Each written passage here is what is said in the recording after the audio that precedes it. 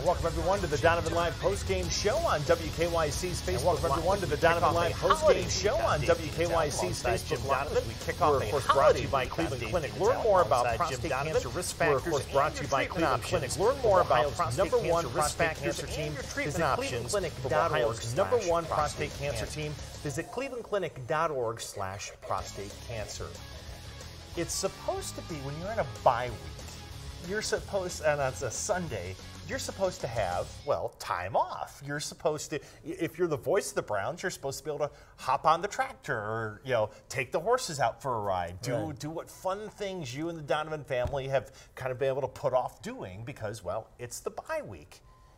Jimmy, yesterday morning, Adam Schefter just kind of dropped a megaton bomb on the city with the Condoleeza Rice as the Browns are going to interview and are looking at Condoleeza Rice, the former Secretary of State, former National Security Advisor, and heavily devoted Browns fan, to be the head coach. Unbelievable. Yeah, it really is. It is. It's unbelievable for a lot of reasons, and take gender out of the equation. Yes. Take gender out of the equation. Okay. No question. But you're talking about a very, very important job for this football team. She's had a much more important job. Okay. Yes. In a lot of stages of her life, she's had bigger jobs than being the head coach of the Browns. But in Browns world, this is a very, very important decision. There has been progress made.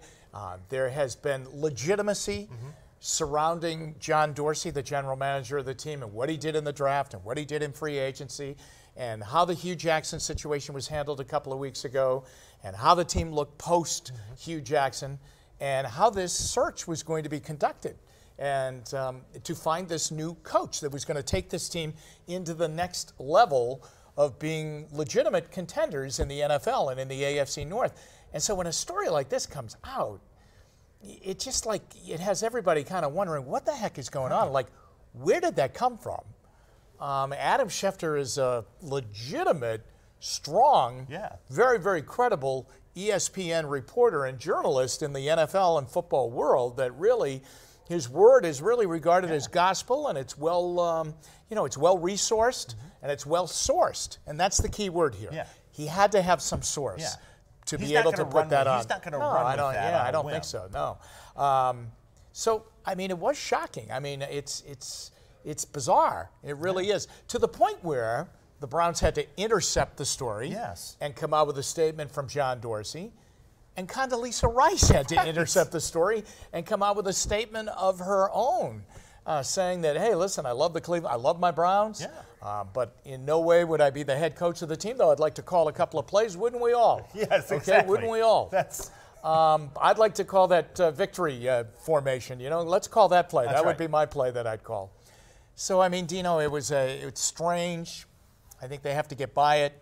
It's a shame they even have to address something like that. I don't know at what level that started. I don't know how it came to be that it would get that far, but it did. And it took the NFL and really the whole. It was on. It's been on national news. Yeah. This became a story, and I sit there and go, I thought we were done with this kind of stuff, but I read a couple of different theories on this. One was our friend Tony Grossi of ESPN Cleveland, who he put out that basically it was just kind of a period of just kind of missteps and maybe misunderstandings during the course of Dorsey's press conference last week when he was trying to really elaborate on the characteristics of what he views as the next football coach, and it got to the point where he kept saying man, man, man. I want this man to be a man of integrity, blah blah blah. Right. And he said, and then he's like, well, can he be a woman, and the fact that I think that's kind of where it started, and they've almost felt like they had to, in Tony's mind, it was almost like then all of a sudden a name gets put out there, a credible name, somebody who has cachet in terms of, not just universal news. Yeah, she's got a respectable, brilliant reputation. Right. But she's also, in addition to being a Browns fan, she was on the college football playoff committee for the first 3 years. Right. So, she's got some sports pedigree. So then you have that. And I've also heard that part of it was almost like it was like a mole operation that John Dorsey was trying to root out a leaker. That there are people, in the front office who are leaking things, and that they wanted to figure out, boy, if we could put a story out there, right? Maybe they put a whopper out there. They put a whopper out there. We can figure out who the leaker is. Yeah, I was impressed with his press conference, his State of the Browns press conference during the bye week. There was no way he was going to tip his hand as to what they're doing or who they're going after. I mean, there are all kinds of rules there, tampering. You can't, you just couldn't get involved in that, whether it's at the collegiate level or at the NFL level. I mean, that's the way it is. It seems as though, and it still does, that they know what they want to do. They know who they want to talk to. Yes, Greg Williams is going to get an interview and deserves an interview for the job that he's doing as the defensive coordinator / interim head coach of the team, and we're off and running. But the main thing that he stressed that I agreed with him on, there are 6 weeks left to go in this season. There are some games to be won here, including this Sunday, or beginning with this Sunday in Cincinnati, and that's where I think they wanted to be. So we got knocked off stride, no doubt about it, yesterday. They're back in the building today. They practice today, and they get ready for the Bengals on Sunday, a game that I think they can go down and win the ball game on Sunday. It would be their first road win since 2015. And that's what's important right now. So I think the Condoleeza Rice thing will come to an end. It was a slider in the dirt. There's no doubt about it. And I don't even think Jan Gomes could have stopped it. No, I don't think It went all the way back to the screen. Just to your point, you don't see that every day. I was thinking this, though, and last thought on Dr. Rice, and then I do want to talk more football. If there would be a time that you want to have a president of the Cleveland Browns and somebody with true leadership skills to be the person, to be the conduit, so to speak, between ownership, between the Haslams and the football end of things, Dorsey and then next head coach. Once upon a time, Alex Shiner had that role. John Collins had that role. You could do a lot worse than getting somebody with legitimate leadership skills and a passion for the Cleveland Browns like Condoleeza Rice, if you ever wanted to go in that direction. Yeah, that's that's a completely different direction than becoming the head coach of the team. Just go from an experience factor, okay? One of the key things, no matter who the choice is going to be, but we are going to rip apart and dive into their resume. What have they done? Have they ever been a head coach before? Have they ever been a coordinator before? Have they, who would they attract as a head coach? Who would they attract to be on their staff? We're going to go, we're going to really dive into all of that as we analyze who the choice is going to be. So to think, it's just bizarre to even be talking about it, but I get where we're coming from. It was a major story yesterday. But you're right, at the administrative level, you could do a lot worse than Condoleeza Rice. And the fact that she loves the Cleveland Browns, just adds to it. There's no doubt about that. Amy Trask was a very high-ranking position with the Raiders and was right at the right hand of Al Davis. There was a woman that the Browns brought in from the Miami Dolphins who went back to the Dolphins, I know who you're talking and she about. became their chief negotiator. And she was negotiating with free agents and, people like that. So, there are some women who are trying to get into the coaching ranks at the NFL level and have made it in at very, very entry positions, but certainly not rising up, at least right now, to the head coaching experience. It's been a slow go. There's no doubt about it. Tougher, I think, in football than in other sports. Right. Because basketball is played very well at the women's level. The NBA is really opening up the doors wide to teams accepting, female assistant coaches, maybe someday becoming a head coach. Who knows? Yeah, I think Becky Hammond is going to seems be to be on a fast track at some point. Or seems to be, I don't know if it's a fast track, but it's certainly on the track. But I think that this story, shocked everybody. And again, I would not say that this was Adam Schefter just throwing one up there to see if it sticks against the wall. I don't think that's the way they play ball at ESPN, especially with that kind of report. Yeah, you would lose a lot of credibility. And that's, you're all about credibility. I want to get back into the football. There's a great question from Robert Bracey. The Browns face these last 6 games. They're 3-6-1. I actually saw today on the Dan Patrick Show. They always do, the playoffs. Who's in, who's on the bubble, or who's in the hunt. I mean, they actually have the Browns at 3-6-1 still in the hunt in the AFC playoff picture. Now, whether or not they can, climb the ladder, it's going to take a Herculean effort. But Robert wants to know, what is it going to take for the Browns to go from where they are right now, from being a team that's improving to being a playoff team? They've already kind of gone now from that worst team in the NFL phase to being a team that's on the way up. But this ladder, the next rung, is sometimes a lot harder to climb, going from being a team that has talent to being a team that can win. Well, it is a good question, and I think they're on the road, and they have checked off a lot of boxes this year that needed to be checked off. They won a game, they've won 3.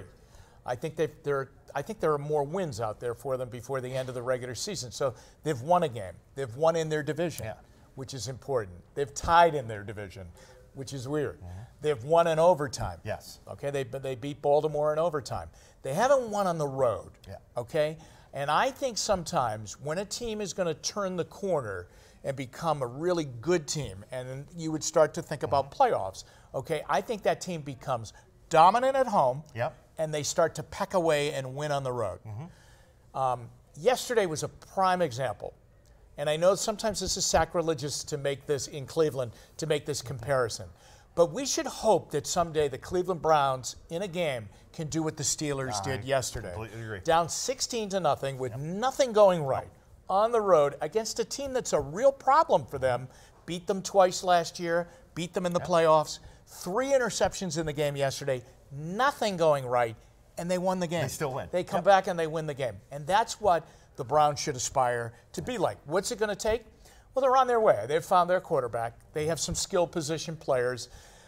They need free agency help to make the jump. You can't all be rookies at once. You got to have some players that know how to play the game. Landry knows how to play the game. Okay, they've brought some players in that know how to play the game. They need some more, and then they need another strong draft. And I think I think they're one draft away and a good free agency period away from being a real contender. But they'll have to learn how to win on the road. And see, they've got 4 out of these 6 are on the road. And they should use that now as an opportunity. I mean, they should have won on the road earlier this year. Especially Oakland. New Orleans. I mean, they're the only team that has slowed the Saints down. Yeah, I was saying, isn't that amazing? I mean, they should have beaten the Saints. And the Saints right now look like they're the best team in the NFL. And, of course, it always goes in phases. The Chiefs, and the Rams are also, they're going to play tonight, and that may be a potential Super Bowl preview. But, I mean, right now the best team in the NFL are the New Orleans Saints, as we saw yesterday. They just dismantled the defending world champions. And, I mean, that wasn't a fluke what the Browns defense did to them. No. I mean, the Browns defense really played well. Yeah, in that and see, game. that's what I would look right now. I think that the Browns defense is healthy again. Yeah. And, I mean, I know that, Christian Kirksey is out, but, I mean, everybody else has gotten healthier. Yeah. So, and they were against Atlanta, and you saw what happened. I mean, they played well, and they won the game. So I would look for them to be back the way they were for the first, let's say, 4 games of the season when they were really good defensively because they're healthy again. But I think they really need to start winning on the road. Yeah. And that will really tell you that they're on their way. And I love to see winning on the road and winning your division. Boy, if you could somehow figure these 3 division games, 2 of them are going to be on the road. Figure out if you can win 2 of these 3 games. 2 Bengals, 1 Ravens. I don't care what combination, but try to win 2 of those 3 divisional games. That means you at least win 2 on the road. And that's again, that's how you start to make tangible progress. Yeah. I mean, and then a lot of it, I think you're right, is going to be the draft and free agency. Who else comes in, and then the guy that they pick. To be the head coach. Yeah. And and that's when you'll know, I think. But usually the equation is what I said: dominant at home, and they've been very good at home. Yes, they have. They got the Chargers and Chiefs are doing that to a lot of teams. Yes. Okay, what they did to the Browns, but they've become dominant at home, and they're better at home. And then when they start to win a game or 2 on the road, then they're about ready to roll. But more players are needed. Yeah. I had also a question here on Facebook Live. I'm sorry, I didn't remember. I think it was Todd who asked it. What did you think about the new Indians uniforms that were? I love the red jersey. I really, do too. yeah, I like the red do jersey. too. I remember when they used to wear the red jersey. Bud Shaw said, "Do you remember when they wore the red jersey and the red pants?" Yes. And I remember one of them saying that we look like a human blood clot. I think it was Boo Powell or something like that. Exactly yeah, right. and I like them. I do too. I think the Indians have a great look. Yeah.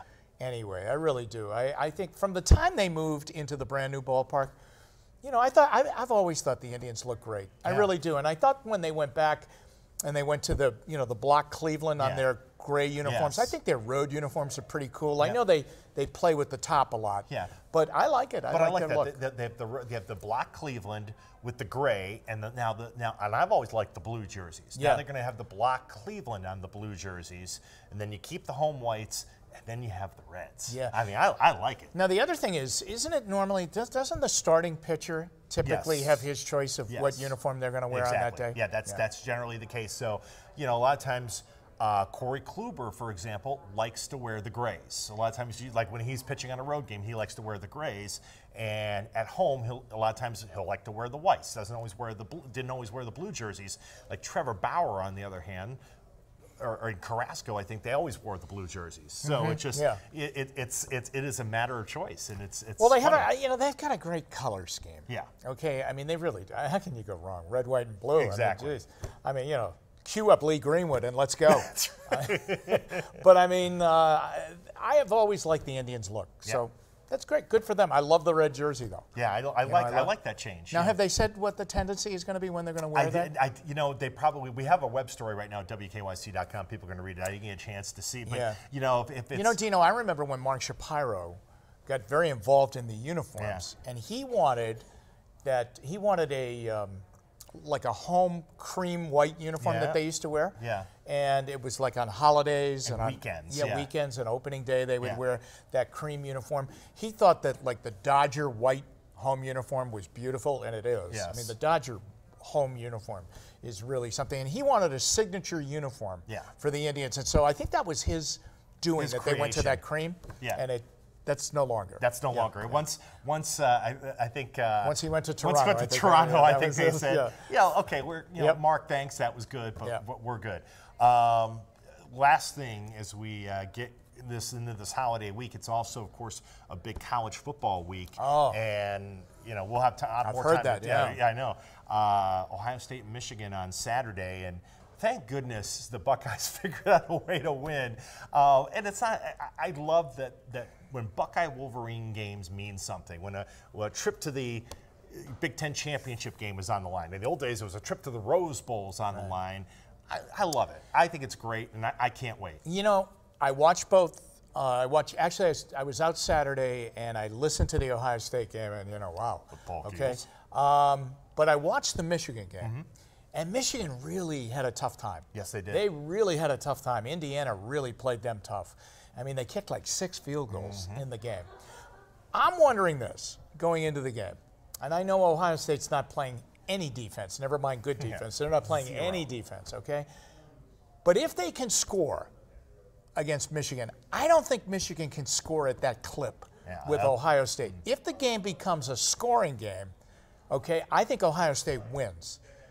If Michigan can somehow come in and play that defense that they play and really batten down the hatches. Get a turnover. And get out in front and control the game that way with their defense and just get enough offense, because I don't think even on a good day Michigan blows you away offensively.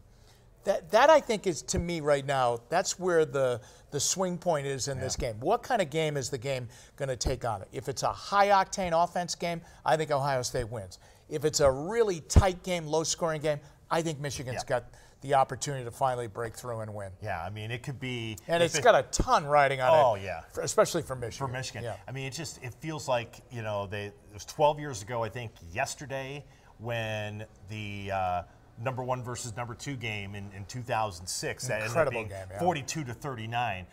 Ohio State's hoping to be kind of a game again. Yeah, the only thing I did not like about that game, I didn't remember the game started at 4. Yes. And to me, it's a noon game. Nooner. Right? It's a 12 noon agree. kickoff. Yep. Let's go. Yep. But now that was a back and forth game. It was. You score, we score, you punt. You're in trouble because we score. Yeah. something like that. Yeah, I mean, it was Beanie Wells and Antonio Pittman here, Mike Hart and Chad Henne there, and it was an amazing game. Hopefully we'll have one like that this coming Saturday. All right, that's going to do it for tonight's show, brought to you by Cleveland Clinic. Again, learn more about prostate cancer risk factors and your treatment options from Ohio's #1 prostate cancer team. Visit clevelandclinic.org/prostate cancer. For David Herviton and for Jim Donovan, I'm Dave DiNatale. Thanks for watching the Donovan Live postgame show on WKYC's Facebook Live.